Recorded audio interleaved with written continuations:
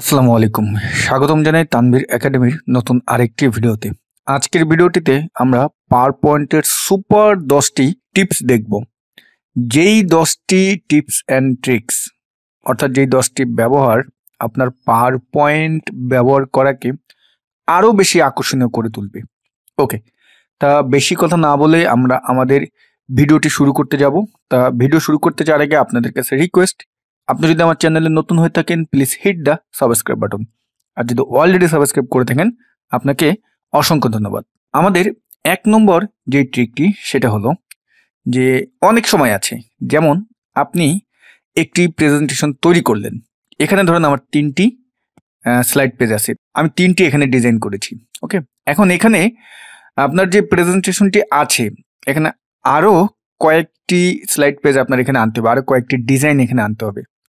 তা সেই ডিজাইনটা আমার এখানে তৈরি করা আছে, যেমন আমার এই যে কয়েকটি যে প্রেজেন্টেশন তৈরি করেছি এখান থেকে আমি নিব এবং সেটা আমি এইখানে আনবো। তা আমি যদি একটা পিপিটি এখান থেকে একটা ওপেন করি, পিপিটি ফাইল, যেমন আমি যদি এই টাইটেল অ্যানিমেশন এটা ওপেন করি, দেখেন আমাদের এটা ওপেন হলো। এখন আপনি চাচ্ছেন এখান থেকে 3 নম্বরটা, 6 নম্বরটা, 9 নম্বরটা, 12 নম্বরটা, এরকম এই যে এখানে টোটালে 12টা স্লাইড পেজ আছে, এখান থেকে আপনি চাচ্ছেন যে 4টা স্লাইড এই পেজে নিয়ে যাবেন, মানে এইখানে আনবেন।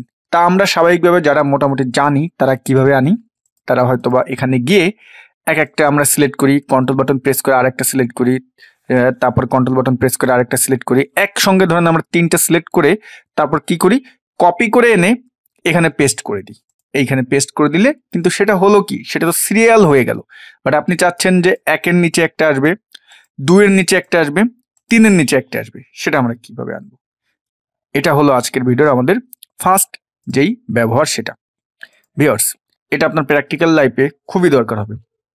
তাই এটা আমরা কিভাবে করতে পারি, আমরা চলে যাব আমাদের পাওয়ার পয়েন্টের যে হোম মেনু আছে সেখানে চলে যাব। হোম মেনু থেকে এই যে নিউ স্লাইড, যে স্লাইডস গ্রুপটি আছে এখানে নিউ স্লাইডের এই অ্যারোতে ক্লিক করব।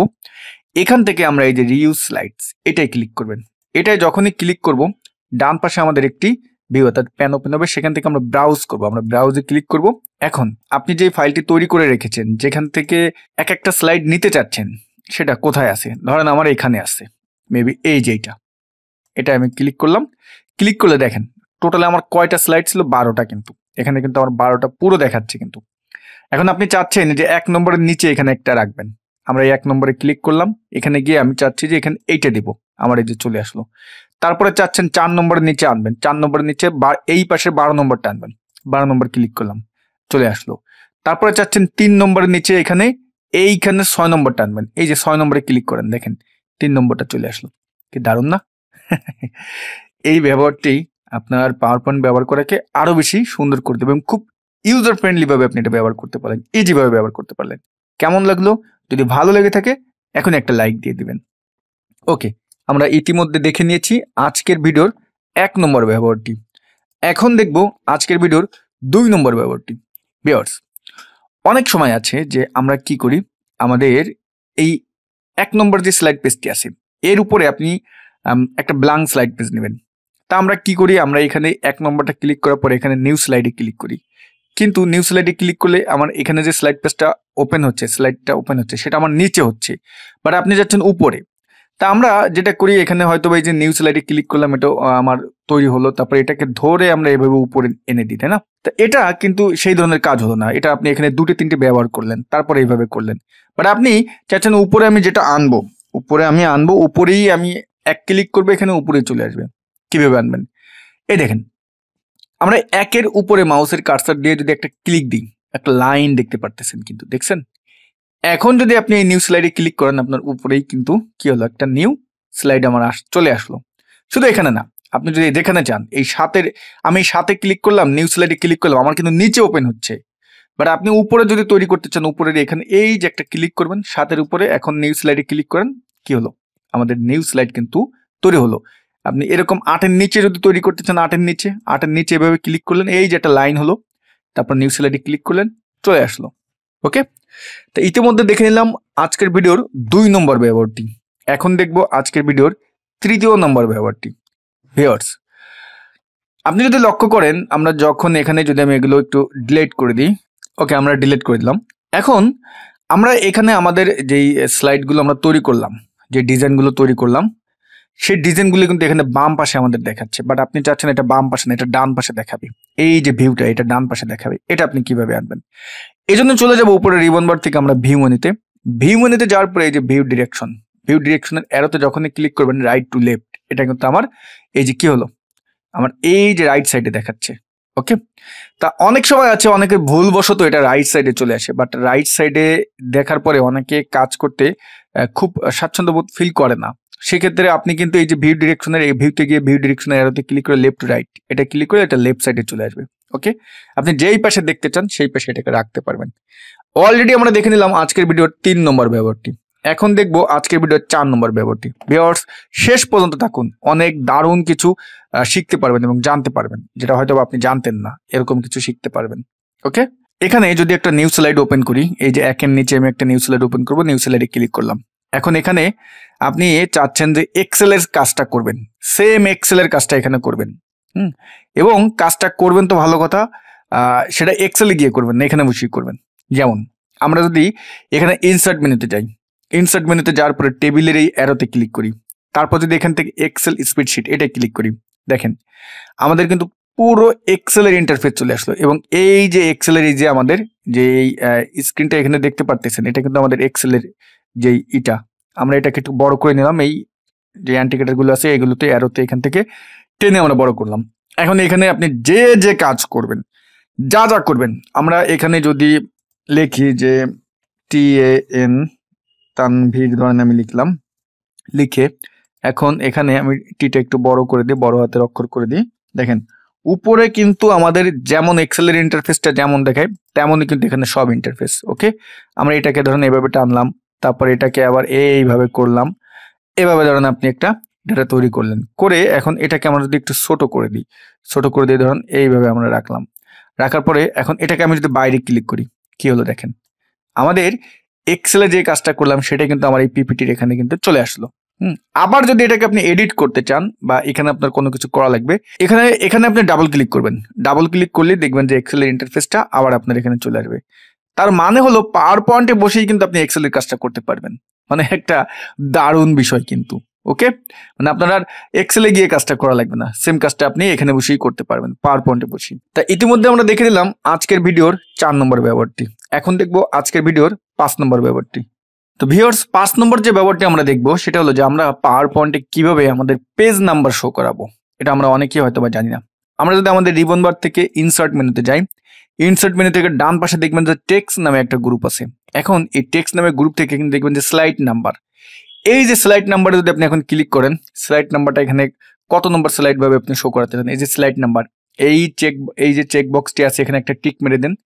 টিক মেরে দিলে এই স্লাইড নাম্বারটা আপনার কোন পাশে দেখাবে, এই যে প্রিভিউ কিন্তু আমাদের এখানে দেখাচ্ছে। এখন যদি আপনি অ্যাপ্লাই অলে ক্লিক করেন, আমার কিন্তু এই যে নিচে লক্ষ্য করেন, এই যে প্রত্যেকটাই কিন্তু আমাদের যে পেজ নাম্বার দেখাচ্ছে 1 2 3 4, এখানে দেখাচ্ছে 5। দেখেন, তা কিভাবে আমরা পাওয়ার পয়েন্টে যে স্লাইড পেজগুলো আছে সেগুলোতে পেজ নাম্বার আনবো সেটা কিন্তু আমরা দেখে নিলাম। ওকে, তো এখন দেখবো আজকের ভিডিওর 6 নম্বর ব্যবহারটি।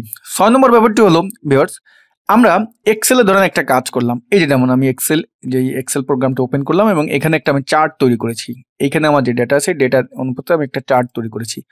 এখন এই চার্টটা আপনি পাওয়ার পয়েন্টে নিতে চাচ্ছেন, আপনি এটাকে কি করবেন, রাইট বাটন ক্লিক করে কপি করলেন এবং পাওয়ার পয়েন্টে চলে গেলেন। পাওয়ার পয়েন্টে চলে গিয়ে আমরা যদি একটা এখান থেকে একটা নিউ স্লাইড আমরা ওপেন করি, এখন এখানে রাইট বাটন ক্লিক করে যদি আমরা পেস্ট করি, ধরেন আমি এখানে কন্ট্রোল-V দিয়ে আমি পেস্ট করলাম, কন্ট্রোল-V।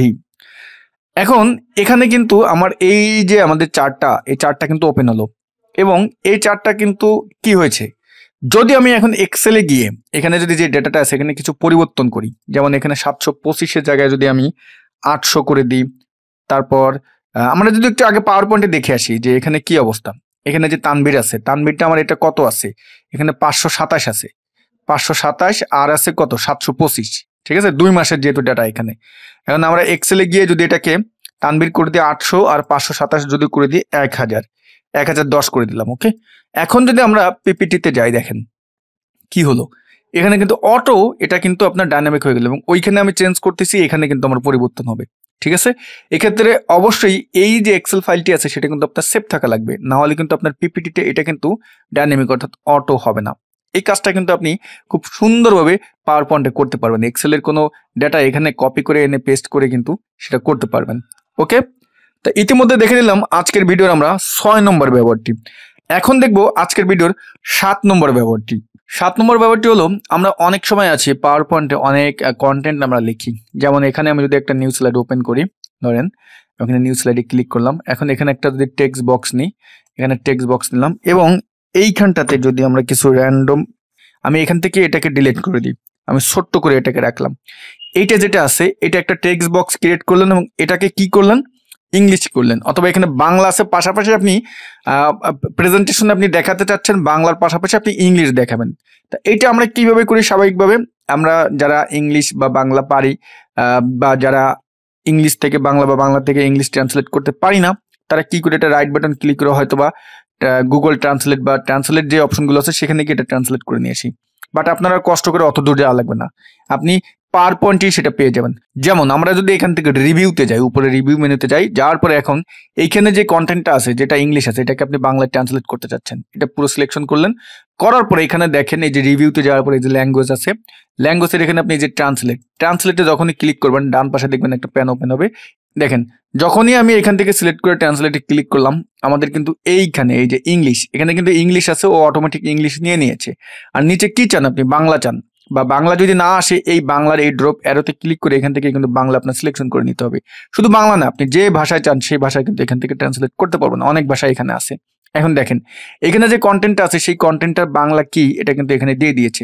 আপনি যদি এখন এটাকে ইনসার্ট করতে চান, এই যে এখানে ইনসার্ট ক্লিক করবেন, এখানে আমরা যদি এটাকে বা কপি করলাম, আমরা কপি করে যদি এটাকে আমরা একটা টেক্সট বক্স আকারে যদি আমরা কি করতে চাই, এই যে কপি করে নিলেন, কপি করে নিয়ে আমরা এখানে একটা টেক্সট বক্স নিলাম, এই যে টেক্সট বক্স নিলাম, এখানে আমরা কন্ট্রোল ভি প্রেস করে আমরা সেম যেই কন্টেন্ট আছে সেটাকে আমরা এখানে পেস্ট করে দিলাম।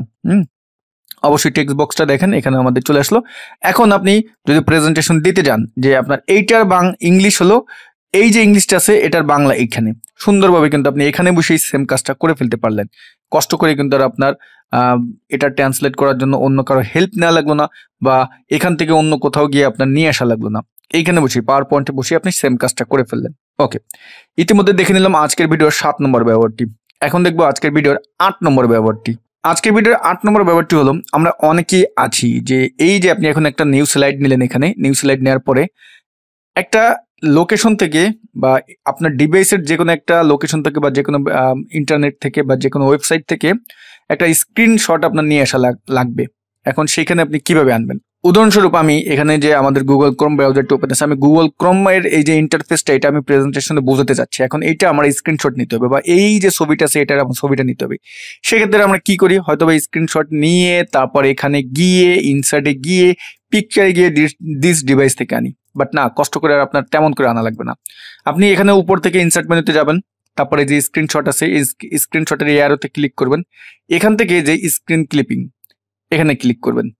অথবা আপনার ওপেন করা আছে, দেখেন আমাদের এই যে নিচে যতগুলো আমার ওপেন করা আছে ততগুলো কিন্তু এখানে আমাদের দেখাচ্ছে এখান থেকে যে আপনি কোনটার স্ক্রিনশট আনতে চান।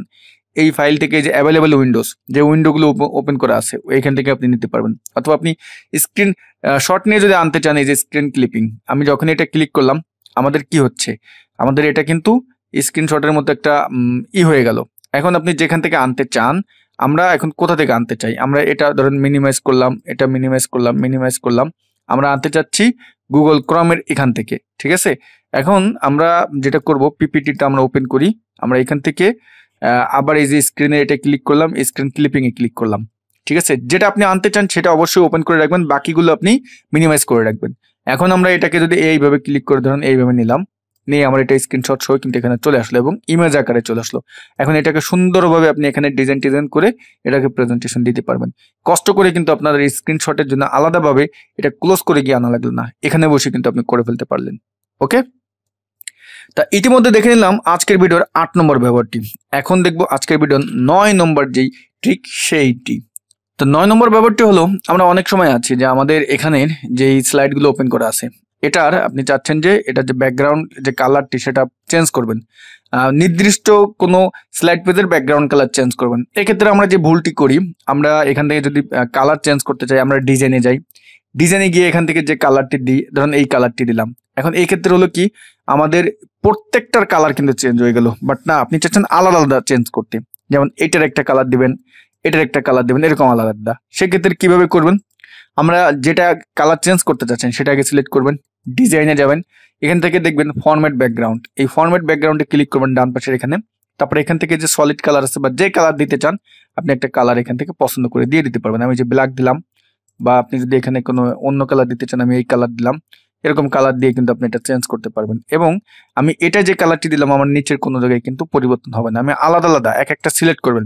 আমি 5 নম্বরটা সিলেক্ট করলাম, ফরম্যাট ব্যাকগ্রাউন্ডে গেলাম, এখান থেকে যদি আমি সলিড কালারে গিয়ে 5 নম্বরে এটা যদি আমি একটা আলাদা কালার দিয়ে দেখেন আমাদের এটা কিন্তু আলাদা কালার হলো, এবং বাকিগুলোর আমার কোনো কালার পরিবর্তন হলো না।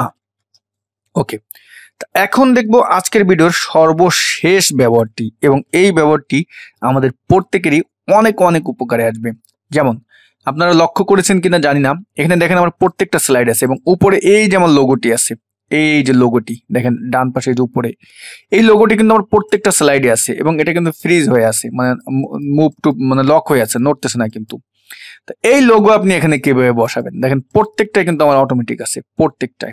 এটা আমরা কেমন করে করব, ঠিক আছে? তো এটা আমরা যেভাবে করব, আমরা যে কাজটি প্রথমে করব, রিবন বার থেকে একেবারে চলে যাব আমরা ভিউতে। ভিউতে যাওয়ার পরে ভিউ মেনুতে যাওয়ার পরে এখানে দেখবেন স্লাইড মাস্টার। স্লাইড মাস্টারে ক্লিক করলেই উপরের একেবারে অপশন যেটা আছে এটাই ক্লিক করবেন। তারপরে এখান থেকে আমরা স্লাইড মাস্টারের যে ভিউটা এভাবে আসবে, এখান থেকে আমরা চলে যাবো ইনসার্টে। আপনি যেই এখানে যে লোগোটা বসাতে চান পিকচারে এখানে ক্লিক করে দিস ডিভাইস থেকে সেই লোগোটি আনবেন। আনার পরে এখন এখানে লোগোটি আনার পরে এইভাবে আপনার আসবে, এখানে এটা এখন আপনি যেখানে সেট করতে চান। আমি যদি এখন এটাকে এই ডান পাশে দেখেন সেট করি এবং এটাকে আমি বড় করলাম, যদি চান এটাকে কোনো আপনি ডিজাইন করতে সেটাও করতে পারবেন, এবং আমরা এটাকে এখানে বসাই দিলাম। এখন আমি যদি এই স্লাইড মাস্টারে গিয়ে আবার এটাকে যদি ক্লোজ করে দিই, লক্ষ্য করেন আমার এখানে কিন্তু লোগোটি চলে আসলো, এবং আমার লোগোটি কিন্তু প্রত্যেকটা জায়গায় কিন্তু আছে, দেখেন এই যে এমন ভাবেই আছে কিন্তু। তা কিভাবে আপনি এখানে একটা ফিক্সড লোগো সেট করতে পারবেন আপনার স্লাইডে। আমরা কিন্তু যখন দেখি যে কেউ প্রেজেন্টেশন দেয় তখন কিন্তু আমাদের লোগোটি কিন্তু উপরে থাকে এবং সেটা ফ্রিজ হয়ে থাকে, লক হয়ে থাকে। তো এটা কিন্তু আজকের ভিডিওর শেষ যে ট্রিকটি সেটার মাধ্যমে কিন্তু আপনি শিখে নিলেন। তা আশা করি আজকের ভিডিওটিতে আপনাদের পাওয়ার পয়েন্টে যে 10টি ব্যবহার দেখিয়েছি এটার ভিতরে যে কোনো একটি না একটি আপনার অনেক উপকারে আসবে। যদি উপকারে এসে দেখে প্লিজ লাইক দিবেন, কমেন্ট করতে ভুলবেন না। সবাই ভালো থাকবেন, আল্লাহ হাফেজ।